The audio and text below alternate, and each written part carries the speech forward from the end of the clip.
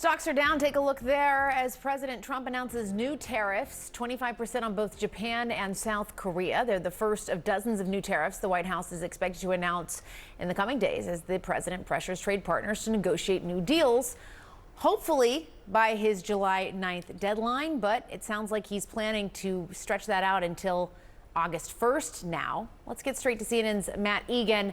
Matt, what are you learning?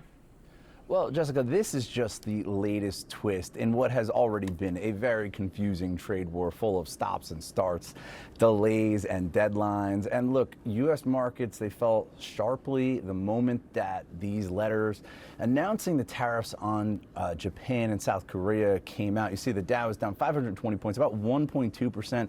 The S&P and the NASDAQ are also down about 1%, backing away from the all-time highs that were set at the end of last week. And we are seeing even steeper losses for Japanese automakers.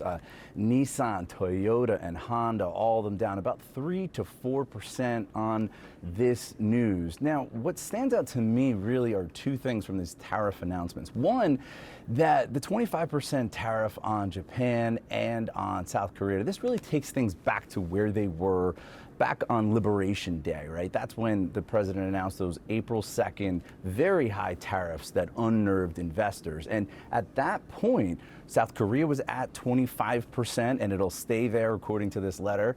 And Japan was 24% there, and it would go up slightly to 25%.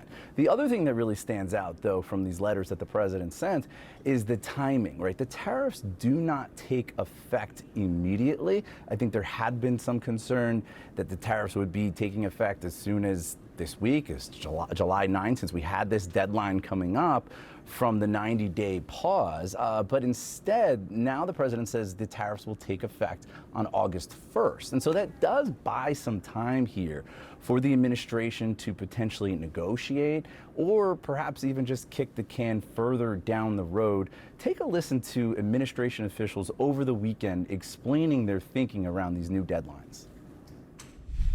If we have not reached an agreement, then you will go back to the April 2nd level. Starting when? On August 1st? On August 1st. Okay, so there's basically a new deadline. Tariff rates, do they change on July 9th or August 1st? No, they're going to be tariffs. The tariffs are going to be the tariffs. I think we'll have most countries done by July 9th, yeah. Either a letter or a deal. But they go into effect on August 1st. Now, all of this, I think, just feeds the uncertainty that has just made it really, really hard for businesses to plan, especially businesses that are importing from other countries. Veteran policy strategist Greg Valliere, he put out a note saying we're back to confusion. It's not clear when tariffs will take effect as President Trump and cabinet officials seemingly return to the head-spinning ad hoc policies that upset markets in the spring. I think the bottom line here, Jessica, is it looks like tariff uncertainty is here to stay, and the longer it's here, the greater the damage it's going to do to the economy. All right, Matt Egan with the very latest on this ever-changing picture. Thank you so much. Today, a threat and a new deadline. The president's Treasury Secretary is warning the rest of the world that they have an ever-shrinking window to secure trade deals. Scott Bessent told me yesterday here on CNN that the administration is putting 100 letters in the mail cautioning smaller countries that tariffs will revert to their April 2nd rates at the end of this month. It's not a new deadline. We are saying this is when it's happening. If you want to speed things up, have at it. If you want to go back to the old rate, that's your choice. When we send out the 100 letters to these countries, that will set their tariff rate. So we're going to have 100 done in the next few days. And but that's not a deal, that's a threat. No, that's the level. That's the deal. My panel is back. And Jeff, we were told that the letters would go out around noon Eastern, which is 20 minutes ago. Maybe they did. We don't have any word about it. But it just kind of widening the aperture, if you will. I mean, this uncertainty, which is part of what I got to with the Treasury Secretary yesterday, is a big, big challenge for businesses across the world, never mind the American businesses that the president cares a lot about.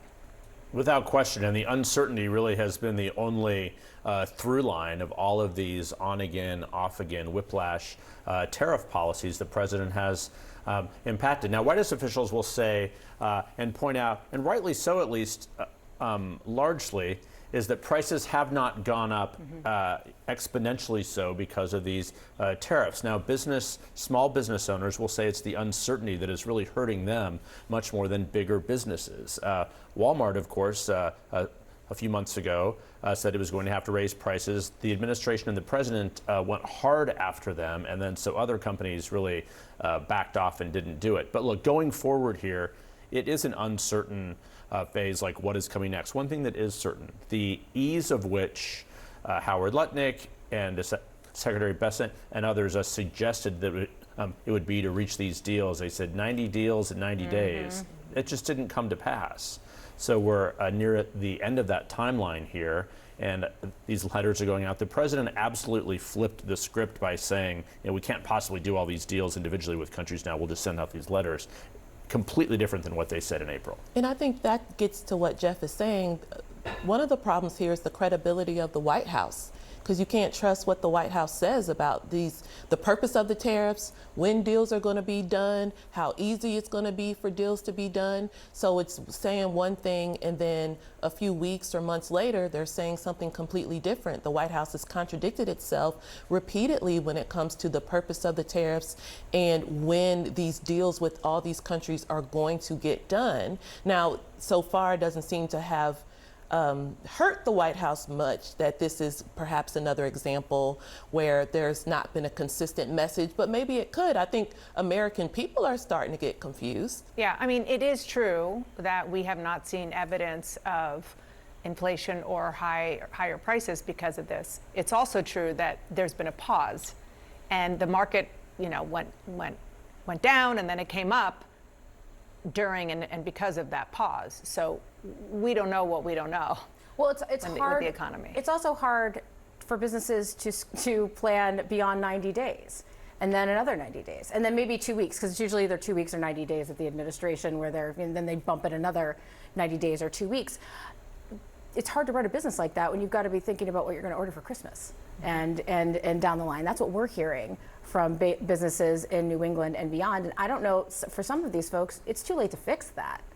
And what happens, going into the next year, we'll have to see.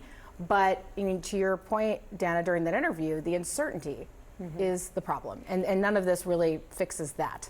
And in some ways, you can kind of see the tail chasing the dog, and by that I mean people in and around the president, some of whom are like-minded in the belief that tariffs are important, some of whom may not be as wedded to that policy, are trying to figure out how to implement tariffs that Donald Trump, the private citizen, has wanted since we ever heard anything that he said, in the 80s. This is something that has been consistent. He is determined to keep on this, and they're still trying to figure out how to make that desire a viable policy. Right. I mean, this has been a consistent message of his or belief of his since the 80s. But it's different to have that belief as a private citizen and whatnot as a president, and have this be like the driving part of your economic policy. We also have not heard the White House really talk about tariffs are going to pay for the huge legislation that was passed last week. I mean, that has effectively gone out the window. So maybe they'll start talking about it more this week. But it was intended to be this massive revenue source that it's been a long time since they've talked about that. That's a good point.